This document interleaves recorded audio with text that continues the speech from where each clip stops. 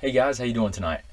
What I want to talk to you guys about today is I want to talk to you about how something as simple as we've all seen them, right? These teas that you can buy that are supposed to be good for boosting the immune system, right? They'll tell you, take this tea, or it might say on the label something to the effect of immune boosting tea or a tea for your cold, something along those lines.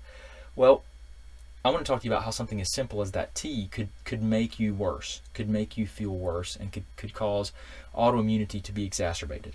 Okay? So when we talk about some of these teas, the reason that they market them in the way that they do is because they do boost the immune system in a lot of cases. I mean, if you look at the herbs and the ingredients in a lot of these teas, most of the time they're what we call TH1 stimulating herbs. Okay, so TH1 is T helper 1. Those are typically, that's your cellular immune system. Okay, your cell mediated immune system. TH1 is T helper 1. Okay, when we look at autoimmunity, to be very generalized and to be very simplified, when we look at the immune system, we look at Th1 cells and Th2. T helper 1, which is the cell-mediated autoimmunity. Th2 is the humoral, so it's like the antibodies and those things. Okay, so Th1, Th2.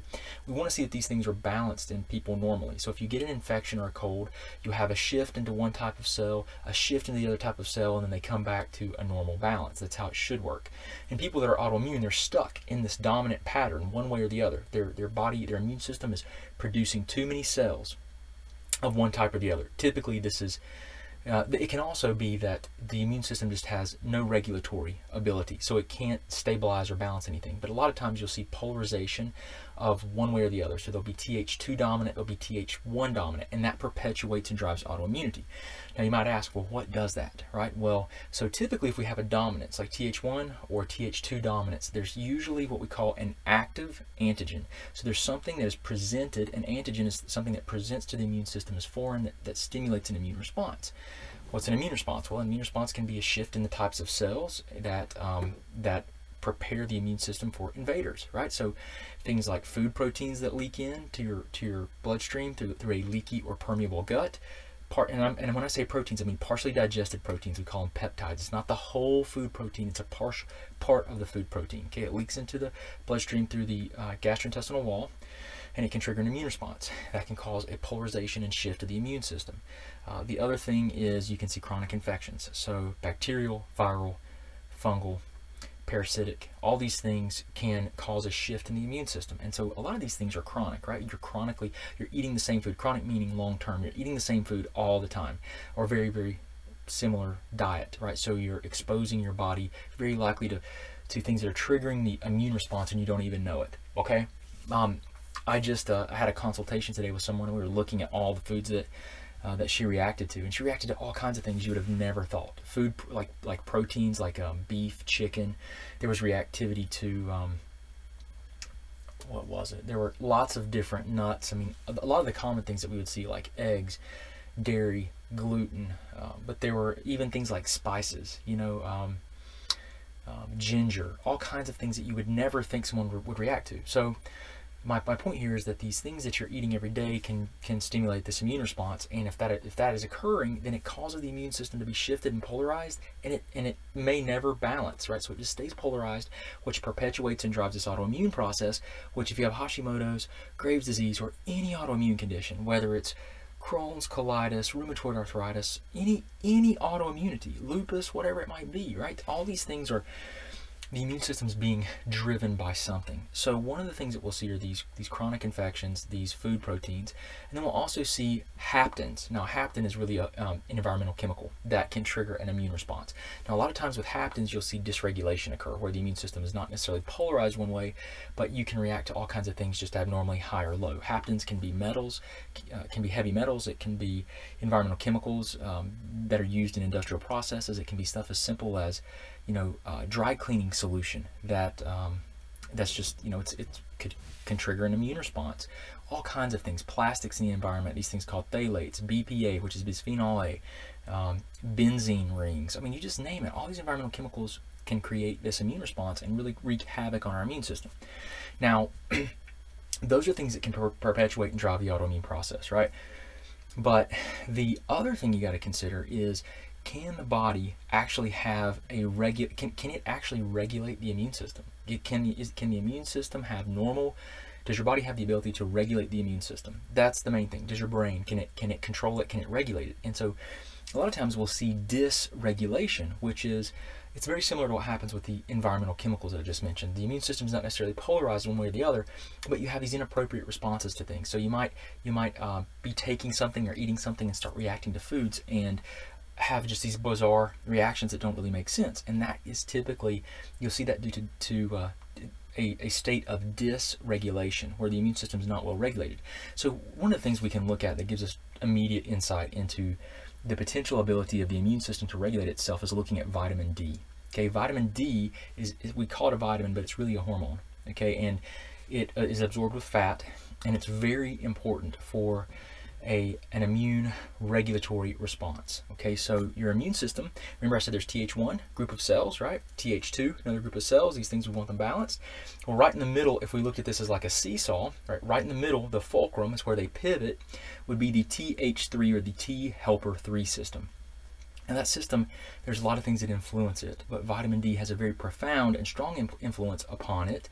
And one of the things that it does is it helps to produce these regulatory T cells. Now think about that for a minute. The Th3 system that sits between these two that we're trying to balance produces regulatory T cells. These things regulate immune system production, right? So one of the things that we'll see is we've got to look at the things that are triggering the immune system and remove them, identify what they are, try to remove them, try to kill them, do whatever we can do. And I think my light's just changing colors on me. Change them and do whatever we can do to eliminate that from your diet. Detect them with testing and then remove them as much as we possibly can from your environment, from your diet, so in your body, so the immune system can calm down. And then at the same time, what we want to do is make sure that there's no problems with regulation. We want to support vitamin D levels. We want to make sure there's not a nutrient issue, a nutrient deficiency problem. We want to make sure that we have good regulatory immune function. So I use a lot of different things to help us establish that, from very specific testing to tell us what vitamins you need, to even using like systemic enzymes that seem to have this regulatory, we would call it almost an adaptogenic ability. So they kind of can help with immune system fluctuations, or I don't want to say dysregulation, but it helps to regulate immune function. We would focus on really supporting the healing of some of the barrier systems of the body that have been compromised that allow the autoimmunity to occur. So what's one of the barrier systems, right? The gut wall. This is one we know very well. A lot of us have heard of intestinal permeability or leaky gut. If you're looking for research, you want to search for intestinal permeability. If you're looking for the lay terms, you're going to see leaky gut, okay? Because that's what people call it. But we want to heal the barrier system. So when you have leaky gut, you have a permeable or leaky GI tract tube or wall. Okay, so the GI tract is this long tube, right? It runs from your mouth to your anus. It is a tube straight through you. So actually, anything that's in the GI tract, think about this for a second. Anything that's in your GI tract is really not inside your body. Think about that for a second. It's this tube that runs from your mouth to your anus all the way through. And if it's in the GI tract, it's not in the body. It's actually outside of the body, though it's internally contained. Okay? So the job of your intestinal tract is to regulate and decide what comes through or not. When it's broken down, that barrier system becomes compromised, and all kinds of things leak in that shouldn't be there, triggering an immune response. So one of the things we want to do is remove those triggers, and test them to determine what they are, remove the triggers. Then what we want to do is support healing of those systems, of those barrier systems. We also want to support proper immune regulatory function. And then we want to observe what happens. We put together a plan, we test, we put together a plan to remove, get rid of, detoxify, whatever we need to do, and then we repair. We work on repairing and supporting improved physiology. That's the overall structural approach of how you would approach these things. But where I wanted to go with this whole thing was that some of these teas that you might see on the grocery store shelf that say helps with digestion, or helps with colds, or helps with whatever, immune boosting. Those teas, the reason they work is because they stimulate these sides of the immune system. They boost it. So very frequently what I find is that people come to me and they have tons of supplements, and they're taking a lot of supplements that are stimulating an immune response. One of the things I try to do is take everything out that's potentially stimulatory so we can gain better regulation. And so, sometimes we use this ability to stimulate the immune system with these herbs. But for most people, they feel tremendously better if we decrease the amount of immune stimulatory antigens or haptens, these things that you're consuming, that you're taking, whatever. Okay, and that's the overall approach. But I want to share with you guys like how that could be messing you up, right? You could be drinking this tea, thinking you're helping yourself. All along, you're Th1 dominant. You have Hashimoto's. You drink that tea, it boosts the Th1 cells even more because maybe it has stuff like lemon balm in it, or maybe it has, which is like Melissa officinalis, if you see that. Maybe it has glycyrrhiza from licorice, which can boost Th1. Maybe it has maitake mushroom, which can boost Th1. Maybe it has echinacea, right? Echinacea. Those are all Th1 stimulating compounds, and there's a lot more. Maybe it has those things in there, and you're taking it, and you're actually boosting the immune system, perpetuating and driving the autoimmunity. So I just want to let you know that this is something that you really guys need to consider. It's a concept that you need to be aware of, because when you're dealing with Hashimoto's, you're dealing with a primary autoimmune problem. That's the driver of the thyroid dysfunction. And if it progresses and it goes long enough, it destroys the gland, and the gland is destroyed to the point that it cannot produce thyroid hormone, and it becomes scarred, and it can be predispose you to cancers and all kinds of other things. I mean, this is really important. I mean, a lot of times, because Hashimoto's is not life-threatening, it's not something that is going to, by itself is life-threatening. It's just not, and that's a good thing. But the one on the other hand, a lot of people suffer for a long period of time needlessly with very poor quality of life, because they don't understand that it's autoimmune. They don't understand that there's anything they can do about it, because most of the time their doctors tell them there's nothing you can do for the autoimmunity. And the reason that your doctors think that is because their primary tools for autoimmune conditions are for these very severe autoimmune conditions. So let's say like rheumatoid arthritis or ulcerative colitis or Crohn's, advanced Crohn's. So these things, multiple sclerosis, where they actually give you anti-inflammatories, steroids, and immunosuppressants. These medications that literally decrease and shut down your body's ability to make immune system cells, which all have a number, there's just this huge number of potential consequences, but the doctors are trying to prolong your life and give you better quality of life. So they're trying to help you. But I would just tell you that, this is not an option for someone that has Hashimoto's. And quite frankly, those are very powerful drugs that can have very profound impacts on your health, and they do come with very serious risk. So things you got to consider. But I want to share this with you guys and let you know, be careful of what you're taking. Be conscious. It can stimulate the immune system. You're dealing with an immune system problem. There's ways that you need to approach this. You should do testing that's quantifiable, that's reproducible, to detect the problems. Based on that information, you put together a plan to remove, repair, and support the body's healing and better immune system regulation, so you can try to work on calming down the immune system to work towards dampening this thing, and if you're fortunate enough, even put it into remission. Those are the goals, and that's really the approach that I take. And I want to kind of share that with you guys, share some things with you that you could that I see people doing wrong all the time, just to give you some ideas and some help. So I really appreciate you guys. Just know that, listen, if you guys need anything, just post comments below and let us know. If you think that you need some help, right? You're curious about getting some help. I work with people all over the country, all over the world, via Skype, FaceTime, and phone. We do distance consulting. We also see people in the office. But we can do distance consulting, and we can get labs done in most locations where you are. We can send you if we need to have advanced testing done. So immunological testing, stool testing, cortisol and hormone panels, nutrient evaluation panels, whatever it might be. We can send you the kits, and it's very easy to do. It's very similar to what we do in the office. So we can work with you to try to help you figure out what is going on, what's pushing this process, and you don't necessarily have to be able to have direct access to us, other than via this distance consulting, through distance consulting, which is what we do with a lot of people. And we're able to help a lot of people that way and really give you access to care that you might not otherwise have. Right? And everyone's trying to help you. Just know that all your doctors are trying to help you. A lot of them aren't even remotely familiar with what I'm teaching you guys. And this is really an approach to looking at what's driving the disease processes and working to kind of unwind that so that you can try to be as healthy as possible naturally. And the whole goal is, like, we're not really treating anything. Think about this for a second.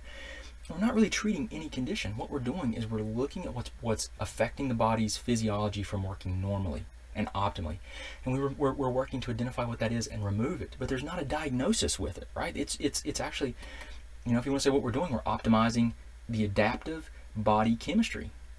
And it's because we're just, when you focus on improving systemic health, a lot of things tend to improve and change. So it's really, something that I knew as soon as I learned about this for my own personal problems. I knew it was the answer if indeed it was, it would help, and so I went through my own process of helping my psoriasis and working with my autoimmunity to significantly improve and get in better shape where I am today, so I can tolerate saunas for an hour, 45 minutes to an hour. I can eat some foods that I couldn't eat initially, but that's all part of the process of getting healthier and healing. So I just want to let you guys know, if you need help, just let us know. You can request 15-minute consultations with me to see if I think that we might have a good fit. We can all ask questions of one another and just kind of see if it might be reasonable for us to work together. You can also request online appointments, and I want to tell you something. For the month of September of 2016, what we're doing is I have a 6-week Hashimoto's Transformation Program. It is a program that is focused on diet and lifestyle. It is web-based with a private membership site, a private Facebook group for everyone that's in there that my staff and I support. So it gives you dietary approach, and it also gives you lifestyle approach, which is huge. And what we do, it's a website, it's a membership website based with a Facebook support group.